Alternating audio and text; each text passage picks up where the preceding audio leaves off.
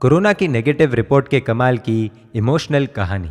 10 दिन की लड़ाई के बाद एक आदमी अपनी कोरोना नेगेटिव की रिपोर्ट हाथ में लेकर अस्पताल के रिसेप्शन पर खड़ा था। आसपास कुछ लोग तालियां बजा रहे थे, उसका अभिनंदन कर रहे थे। जंग जो जीत कर आया था वो, लेकिन उस शख्स के चेहरे पर बेचैनी की गहरी छाप थी। गाड़ी से घर के रास्ते भर उसे याद आता रहा आइसोलेशन नामक खतरनाक और असहनीय दौर का वो मंजर। न के बराबर सुविधाओं वाला एक छोटा सा कमरा, अपर्याप्त उजाला, कमरे से बाहर निकलने की मनाही, मनोरंजन का कोई भी साधन नहीं, कोई बात नहीं करता था और ना ही कोई नजदीक आता था। खाना भी बस प्लेट में भरकर सरका दिया जाता था।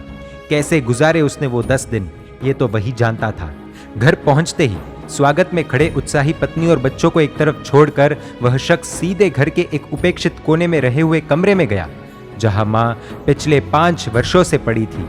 मां के पैरों में गिरकर वह खूब रोया और उन्हें लेकर बाहर आया।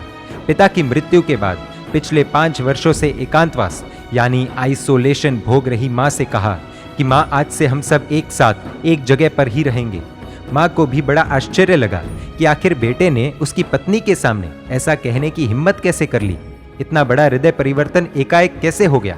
बेटे ने फिर अपने एकांतवास की सारी परिस्थितियां मां को बताई और बोला, अब मुझे एहसास हुआ कि एकांतवास कितना दुखदायी होता है। बेटे ने मां से कहा, अभी तक तो आप हमारे साथ रह रही थी, आज से हम आपके साथ रहेंगे।